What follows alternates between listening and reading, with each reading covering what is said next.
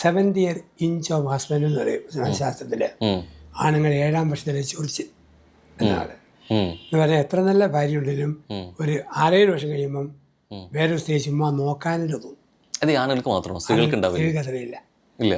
അതിന് സെക്ഷൽ അതിൻ്റെ വ്യത്യാസത്തില്ല. സ്ത്രീക്കതില്ല. സ്ത്രീക്ക് ശരിക്കും തൃപ്തി കൊടുക്കുന്ന ഭർത്താവാണ്, പിന്നെ ഒരു ചിന്തയില്ല. തൃപ്തി കൊടുക്കുന്ന ഭർത്താവാണ്. തൃപ്തി കൊടുക്കാത്ത ഒരു ഭണ്ഡാരം പോലെയാണെങ്കിൽ വേറെ ആണുങ്ങളൊക്കെ അവൾ നോക്കിപ്പോ. ഈ തൃപ്തി കൊടുക്കാൻ ഉദ്ദേശിക്കുന്നത് മാനസികമായിട്ടും ശാരീരികമായിട്ടും സൈക്കോളജിക്കലായിട്ടും എല്ലാം.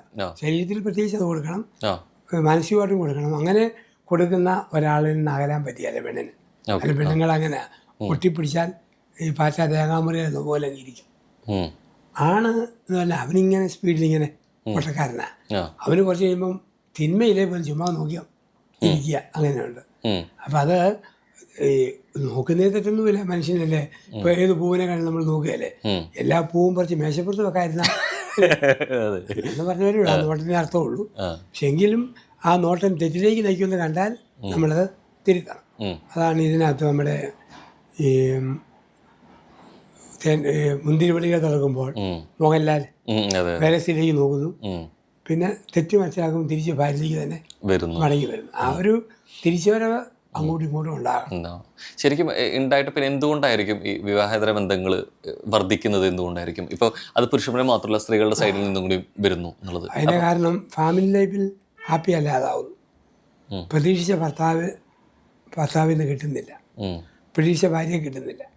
അങ്ങനെ വരുമ്പോൾ കോളേജിൽ പഠിച്ചൊരു കൂട്ടുകാരൻ വാട്സപ്പിൽ വരുന്നു.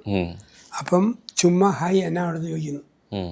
ദാമ്പത്യത്തിൽ തൃപ്തിയില്ലാത്ത ഭാര്യയായിരിക്കാം അവൻ അവൻ്റെ കുടുംബത്തിൽ തൃപ്തിയില്ലാത്ത കെട്ടിയവനുമായിരിക്കും. ഇപ്പം പഴയ കൂട്ടുകാരിയല്ലേ. പിന്നെ വർത്താനം പറഞ്ഞ് നല്ല വർത്താനമൊക്കെ പറഞ്ഞ് ചിലങ്ങനെ പറഞ്ഞു തീരും, ചില പിന്നെ പ്രവർത്തനങ്ങളിലേക്ക് അങ്ങനെ പോകും. അച്ഛൻ എല്ലാ സിനിമകളും കാണുന്നുണ്ടല്ലേ? ഒരുപാട് പടങ്ങൾ കാണും, ഒത്തിരി പടങ്ങൾ കാണും. ഇത് പണ്ടൊക്കെ പക്ഷേ അച്ഛന്മാരുടെ പ്രശ്നത്തിൽ നിങ്ങൾ TV കാണരുത്, TV ചെകുത്താന്റെ വെട്ടിയാണെന്നൊക്കെ അച്ഛന്മാര് പറഞ്ഞിരുന്നിട്ട് ഒരു കാലത്ത് അങ്ങനെ പറയും. ഇപ്പോഴും കാണുന്നതിന്റെ സെലക്ഷൻ നമ്മൾ പറയുവേ. പക്ഷെ അത് ഇന്ന സബ്ജക്റ്റ് ആണ് സംസാരിക്കുന്നത് നമുക്ക് മുൻകൂട്ടി അറിയില്ലല്ലോ. സിനിമ പറയും നമ്മള് ചില ഒരു സീരിയലാന്ന് വെച്ചോളുക. അപ്പം നമുക്കറിയാം അതിന്റെ ട്രെൻഡ് പോക്ക് അങ്ങോട്ടാണ്. അപ്പം അത് കഴിയുമ്പോൾ നമ്മള് പ്രാർത്ഥനാ സമയം TV സീരിയൽ ചൂഷണം ചെയ്യല്, പ്രാർത്ഥന ആ രീതിയിലേ പറയത്തുള്ളൂ, കാണലെന്ന് പറയാല്ല. പിന്നെ മോശമായതൊന്നും നമുക്ക് വിവേചിക്കാനുള്ള കഴിവ് എല്ലാവർക്കും ഉണ്ടല്ലോ. അങ്ങനെ തോന്നിയാൽ അത് നിങ്ങൾ വിട്ടേക്കണം, അതിലേക്ക് പോകരുത്. അങ്ങനെയൊക്കെയുള്ള കറക്ഷനെ കൊടുക്കാൻ. പണ്ട് സിനിമയ്ക്ക് പോകുന്നതും ചായക്കടയിൽ പോകുന്നതൊക്കെ ഒരു മോശം പോലെ കാണുന്ന ഒരു കാഴ്ചപ്പാടുണ്ടായിരുന്നു. അതിന് അങ്ങനെയൊരു പറച്ചിലിപ്പോ ഇല്ല. അത് കാലത്തിനനുസരിച്ച് വന്ന മാറ്റമാണോ അത് ഇത് അനിവാര്യമാണെന്ന് തോന്നി മാറി. അങ്ങനെ സമൂഹത്തിൽ വരുന്ന മാറ്റമായിട്ട് എടുക്കും. അച്ഛനുണ്ടോ ഇന്ന ആളുടെ പടം വന്നു, അല്ലെങ്കിൽ ലാലേട്ടന്റെ പടം വന്നു, മമ്മൂക്കയുടെ പടം വന്നു, അപ്പൊ പോയി കാണണം, അങ്ങനെ ഒരു ത്വരൊക്കെ വരുമോ? ഇന്ന പടം വരും അങ്ങനെയൊന്നുമില്ല. ഇല്ല.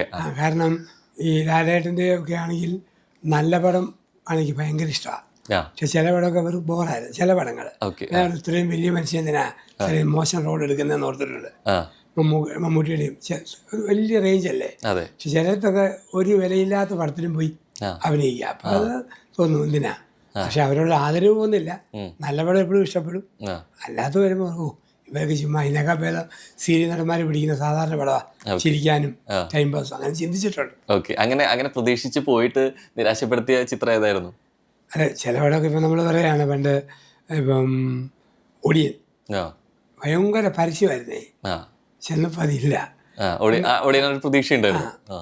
എന്നാൽ ഈയിടെ ഒരു പോർച്ചുഗീസുകാരയ്ക്കകത്ത് ഒരു പുള്ളി ഒറ്റയ്ക്ക് മുഴുവൻ അഭിനയിക്കുക. പടത്തിന് പേര് പോയി പുള്ളി അതിനകത്ത് നായനുമാണ്. പക്ഷെ അതൊക്കെ നമുക്ക് ചുമ്മാ ഭയങ്കര ബോറിംഗ് ആയിട്ട് തോന്നിയേ ആ പടമൊക്കെ. പക്ഷെ തുടരും വന്നപ്പം സന്തോഷമായി. അത് വ്യത്യാസമല്ല, ഒരാളോട് ഇതുകൊണ്ടല്ല, മരുന്നനുസരിച്ച്. അപ്പം മമ്മൂട്ടി തന്നെ ചിലതിനകത്തൊക്കെ ഒരു ക്രിസ്ത്യൻ സമൂഹത്തിന് നെഗറ്റീവായ രീതിയിൽ ധ്വനിയുള്ള ചില സിനിമകൾ വന്നു. അപ്പം വന്നപ്പം അന്നേരം പക്ഷെ എന്തിനാ ഇത്രയും വലിയ മനുഷ്യൻ ഇങ്ങനെ ആകെ അതെടുക്കരുത്, പുള്ളി ഇച്ചിരൂടെ നല്ല റോഡിലേ നിൽക്കാവുള്ളൂ എന്ന്. ഏതോ വേദാള അധ്യാപകനായിരുന്നു, എന്നിട്ട് പുള്ളി ഹോമോസെക്ഷലാന്നൊക്കെ പറഞ്ഞ അങ്ങനെയൊക്കെ വന്നപ്പോഴേ നമ്മുടെ ആൾക്കാർക്ക് വലിയൊരു ബുദ്ധിമുട്ട് തോന്നി. അങ്ങനെ വന്നപ്പോഴത്തേക്ക് അന്നേരം ഇൻഡയറക്റ്റ് ആയിട്ട് ഒരു മതത്തെ ആക്ഷേപിക്കുന്ന പോലെ ചിന്ത കുറെ പേർക്കെല്ലാം വന്നു.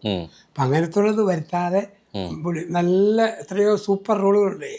അപ്പം അങ്ങനത്തെ ഉള്ള ഇപ്പം ആ വാത്സല്യമോ അല്ലെ വലിയേട്ടനോ എത്രയോ സുഹൃതം, എത്രയോ നല്ല നല്ല റോളുണ്ടേ. അത്രയും നല്ല റോൾ എടുക്കുന്ന അല്പം ഒരു താഴ്ന്ന റോളുകൾ നമ്മൾ പ്രതീക്ഷിക്കുക. ചിലപ്പോൾ ഈ കാലത്തിനനുസരിച്ച് ഇപ്പോൾ വിഷയങ്ങൾ സംസാരിക്കേണ്ടി വരില്ല. പ്രത്യേകിച്ച് കാതൽ പോലത്തെ സിനിമകൾ സംസാരിക്കുന്നത് LGBT പോലെയുള്ള സമൂഹത്തെക്കുറിച്ചാണ് സംസാരിക്കുന്നത്. ഇത് മുമ്പ് ഈ വിഷയങ്ങൾ സിനിമ സംസാരിച്ചിരുന്നില്ല. ഈ അടുത്തായിട്ട് അത് വരുന്നുണ്ട് കൂടുതൽ പേര്. ശരിക്കും ആ വിഷയം പരിഗണിക്കപ്പെടേണ്ടവരല്ലേ ശരിക്കും അവർ കൂടെ? അവർ നമുക്കൊപ്പം ചേർത്ത് നിർത്തേണ്ടവരല്ലേ? ചേർത്ത് നിർത്തേണ്ടവരാണ്. പക്ഷെ അത് സിനിമയിൽ ഒരു മതത്തെ കുത്തുന്ന പോലെ വരാൻ പാടില്ല. അപ്പം ചുമ്മാ ചോദ്യം, ഒരു മുല്ലായെ ചപ്പാളം പിടിക്കുമോ? ആ ക്യാരക്ടർ പിള്ളേരെ അങ്ങനെ ചിന്തയുള്ള ആളെന്ന് പറഞ്ഞാൽ മുസ്ലിങ്ങൾ കത്തിച്ച് കളയും തിയേറ്റർ. അല്ലെങ്കിൽ ഒരു ഹിന്ദു സന്യാസിയെ കുറിച്ച് കാണിക്കുക ഭയങ്കരമായിട്ട്. ഇന്നത് സഹിക്കുന്നില്ലല്ലോ, ഇൻറ്റോളറൻസ് എല്ലാവർക്കും ആയിപ്പോയി ആ രീതിയെ. അപ്പം അങ്ങനെ ചിന്തിക്കുകയാണ് ക്രൈസ്തവ സമൂഹവും. സത്യമാണോന്നില്ല, ആ ഒരു ട്രെൻഡ് ഇന്ന് വന്നുപോയി. പക്ഷെ മുമ്പും മറ്റു മതങ്ങളുടെ രീതിയിൽ കാണിച്ചിട്ട് ഇപ്പോൾ മോഹൻലാൽ തന്നെ ശരിക്കും ഒരു മുസ്ലിം ക്യാരക്ടറിൽ ഒരു വേഷം മുമ്പ് അങ്ങനെ വന്നിട്ടുണ്ട് ശരിക്കും. അന്ന് ഇത്രയും വർഗീയതയ്ക്ക് വന്നപ്പോൾ ഇന്നതല്ല, ഇന്ന് അങ്ങനെ ആയിപ്പോയി. ഇന്ന് എല്ലാവരും ചിന്തിക്കുമ്പം ഓട്ടോമാറ്റിക്കലി ചിന്തിക്കും. നമുക്ക് തോന്നുക നമ്മളെ തകർക്കാൻ വേണ്ടി സിനിമയിലൂടെ കൊണ്ടുവരുന്നതാണ്. കേശു ഈ കുടുംബത്തിൻ്റെ നാഥൻ, അത് ഈശോ ഈ വീടിൻ്റെ നാഥൻ എന്നുള്ള വാക്കിൻ്റെ പാരലുണ്ടാക്കിയതല്ലേ. അപ്പം അതിനെക്കുറിച്ചൊക്കെ ഒത്തിരി കമൻറ്റ് വന്നു. സോഷ്യൽ മീഡിയയിൽ കൂടെ എല്ലാവരും ഒതുക്കി വിടുന്നു. പക്ഷെ റിമാർക്ക് വരുന്നുണ്ട് ഒത്തിരി. കാരണം പ്രത്യേകിച്ച് ചില ആൾക്കാരെ അറിയാം ഈ ആൻറ്റി ക്രിസ്ത്യൻ ആറ്റിറ്റ്യൂഡ് ഉള്ളതാണെന്നറിയാം. അവരുടെ പടം തോന്നിക്കഴിഞ്ഞാൽ അവരുദ്ദേശിച്ചില്ലേ പോലും. പക്ഷെ അങ്ങനെ ഒരു വിഷയം സിനിമയിൽ ഉണ്ടായിരുന്നില്ല. ഒന്നുമില്ല. ഞാൻ പറഞ്ഞ ഇന്നത്തെ ട്രെൻഡ് പോകുന്നത്. അപ്പം നമ്മളും ഈ ആൾക്കാർ ചെയ്യുമ്പോൾ എല്ലാവരും പറഞ്ഞ് കേട്ട് നമ്മൾ ചേട്ടാ ഇങ്ങനെയാണല്ലോ സിനിമ കാണുമ്പോൾ എനിക്കുണ്ടാകുന്ന ചിന്ത പിന്നെ വരുവേ. അപ്പം അങ്ങനെയുള്ള ഒരു വിവാദങ്ങളിലേക്ക് നയിക്കുന്ന എടുക്കാത്ത റോളാണെങ്കിൽ ഇവരെ കുറിച്ച് നമുക്കൊരു സന്തോഷം. ജയസൂര്യ പടമാണെങ്കിൽ ഈശോ ആണെന്നുണ്ടെങ്കിലും ഭയങ്കരമായിട്ട് വിവാദമായിരുന്നു ശരിക്കും ഇത്തരം പേരുകൾ ഉപയോഗിക്കും. അപ്പോൾ സിനിമയിൽ ചിലപ്പോൾ സബ്ജക്റ്റ് ഇതുമായിട്ടൊരു ബന്ധം ഉണ്ടായിരിക്കില്ല അല്ലേ, അങ്ങനെ മാറ്റങ്ങൾ വരുന്നത്. ശരിക്കും അങ്ങനെ പേരുകൾ ഉപയോഗിക്കുന്നതിൽ തെറ്റുണ്ട്. അച്ഛൻ എന്താ തോന്നുന്നത്? ഈ പറ്റുന്നിടത്തോളം ഉപയോഗിക്കാതിരിക്കുന്നതാണ് നല്ലത്. കാരണം അത് വേറെ വർത്തമാനത്തിന് കാരണമാവും. അതിനകത്തൊരു തെറ്റുണ്ടായിരുന്നല്ല. ഇന്നത്തെ സമൂഹത്തിൽ ഇപ്പം തകഴിയുടെ ചെമ്മീൻ്റെ കഥാപാത്രങ്ങളെ പറഞ്ഞ ചില വാക്കുകൾ ഇന്ന് പറഞ്ഞ തിയേറ്റർ കത്തിക്കും.